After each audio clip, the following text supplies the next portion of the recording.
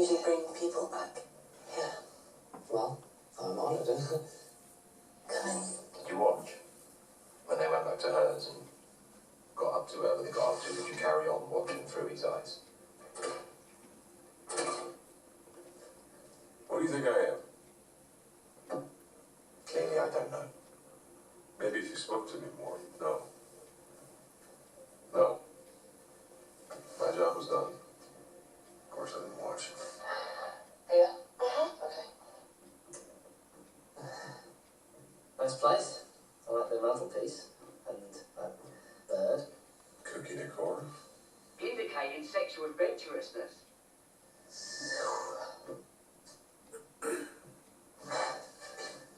I'll get the drinks. Yeah, okay, I'll just sit The there. bedroom's that way. Yeah, okay. I'll meet you there.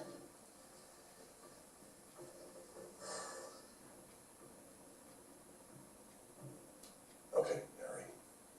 You're going to the moon. Just sooner than expected. I can't do it. This is the first time It's ever. happening so suddenly. I didn't expect this quickly. Just gonna roll with it. I don't want you all to see. Oh, no, he's Mr. Fucking Well, Ethics. no, wait. You were happy to take a window seat while That's others. completely Didn't you have any objections when you watched me getting sacked off by that German girl? That was the first date. Look, Refund. look, she's too real. This is too real. No, nothing is too real. Yeah, but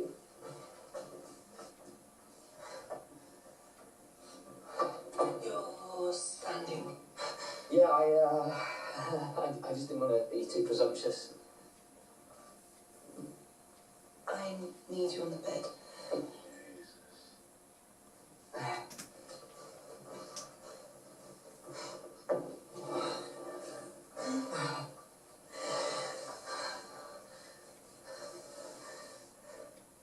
I can't fucking wait.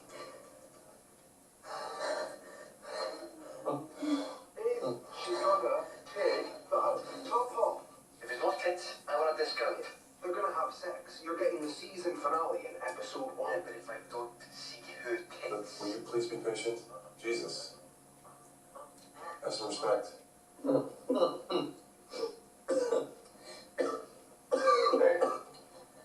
You okay there? Oh wow, what is that? Fuck them's what it is. A big glass of fuck them. Fuck who? Always saying what to do, half saying one thing, half saying another. The talk. The constant talk. This isn't good. I'm not getting tits, am I? I stopped taking the pills they said I should take because they dulled the sound. Always they've spoken to me. Always there, and I've had it. Oh, okay, Harry, I think we should think about wrapping this I was up. planning on drinking this tonight to make them stop, but I was wavering. Coward, fucking coward. And then I met you. It was fate. You knew what it was like, and you said, do it. So now we're saying, fuck it, together. What's in the drink? It doesn't matter. Wrap it I up. know you hear them too. I saw you talking to them. They're real people. These are real people. Such things as real people. Harry, get out of there now. It's like a club. It's a club where we meet girls and they talk us No one understands me either. No. All night they've been watching us and there's this one guy who's the lead. He's the leader. We're the same. They're watching us all night. They've been watching. They can see you. They can see me. No one understands what that's like.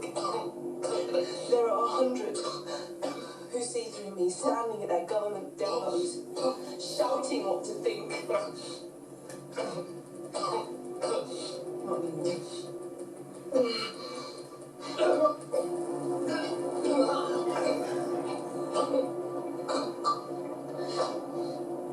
You too. I don't want it. It's a change.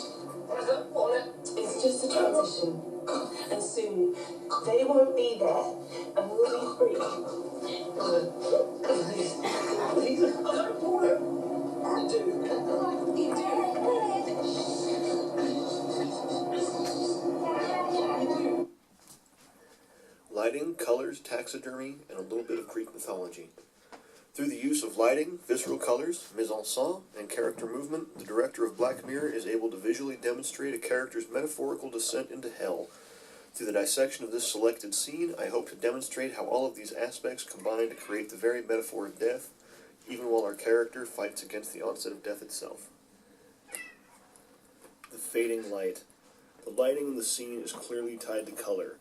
The purple-lit entryway feels at once claustrophobic, almost cave-like, and as Jennifer coaxes Harry into the next room, the move from the purple hall to the white light of the front room feels almost as if Harry is moving from a visceral plane to an ethereal one. The white spotlight that shines on him for a brief period he is in the room is only for him. We never see Jennifer move into the light, or even the room for that matter. This white light effect on Harry diminishes as the scene progresses. We see it on his shoulders, but not on his face in subsequent shots. By the end of the scene, it is dim backlighting that shines on only half of his shrunken face. Jennifer is always seen in the shadows, coaxing Harry into the next chamber, presenting him with a drink, until she is on top of Harry, when she is free to come out into the light. Even then, we only see her with a glowing, vibrant red backlight. Visceral, vibrant color. The strong color theme evokes a number of traits associated with the color red: action, revenge, hatred, desire, passion, danger, blood, just to name a few. The bedroom is saturated red, from the red neon light to the non-diegetic source of additional red light. The bed itself seems to be the color of blood. The red is echoed by the purple light in the entryway, just a lighter shade. A slow immersion just before the benevolent white light from above that somehow manages to penetrate into the front room is entirely cut off. We are also faced with glass the color of veins, a color that is almost never associated with food. In fact, the most colorful thing in the whole apartment is the taxidermy parrot. Vestiges of life. Aside from the other aspects of mise-en-scène, color and light, the diegetic world created by the set dressing itself is symbolic. There are 2, maybe 3 taxidermy birds, an extra creepy taxidermy dog keeping watch over the hallway, a butterfly collection, a rock collection, a crystal ball, various bottles of oddly colored liquids, and a small wooden doll missing his clothing. And my personal favorite, a 2-dimensional picture of a bird whose picture frame is made to look like a 3-dimensional cage. Are we seeing the bizarre spectacle of cherished family pets saved out of a failure to let go, a preoccupation with death? Are we seeing the macabre spectacle of the unfortunate creatures that have crossed paths with Jennifer prior to our meeting? Even the sign on the wall is a miscommunication of a cultural symbol simply due to color. While one meaning is inferred simply due to the rhetoric associated with the method of communication, what if the color is arbitrary, assigned the color red like everything else in the room? What if the sign was a black light reading the same thrice-repeated character? What becomes the implication then? Leading the lamb to slaughter. Jennifer drives all of the physical movement of the scene. She invites Harry into the antechamber, tells him not to sit in the light, coaxes him into the bedroom, tells him where to sit, what to drink, and ultimately, where to die. She takes power over him by both taking center screen and a higher position by physically climbing on top of him. Every shot of Harry for the remainder of the scene will be a canted high-angle shot, looking down at him as he shrinks from Jennifer, wilting onto the bed.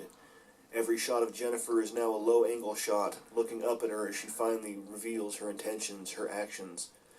We also see her through low-angle canted shots at times during her monologue, sometimes leaning forward, sometimes rocking back and forth. The final action we see is her doing something that she was frighteningly prepared for, shoving a funnel into Harry's mouth and pouring the rest of the poison drink down his throat. This is the moment when Harry's metaphorical hell became real, when the reality caught up to the metaphor. Charon and the journey to the underworld. I liken her actions to that of Charon, the mythological ferryman over the river Styx. She cajoles Harry's wayward soul onto her ship and takes him across the river by way of poison. She tells him where she needs him for the voyage, for the transition, and proceeds to row and or rock back and forth as they cross the barrier between Hades and the world of the living. A barrier that, as they cross, Harry's metaphorical journey into the underworld catches up to his visceral, physical one.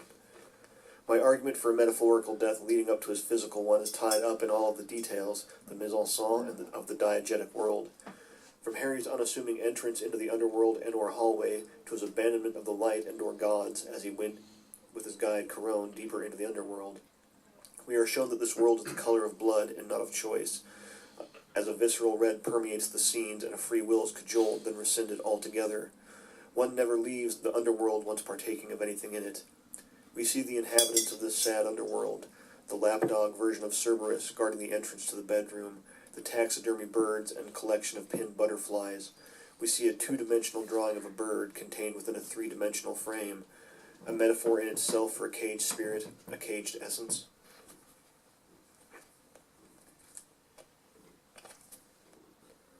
Persephone and the pomegranate, Harry and the poison.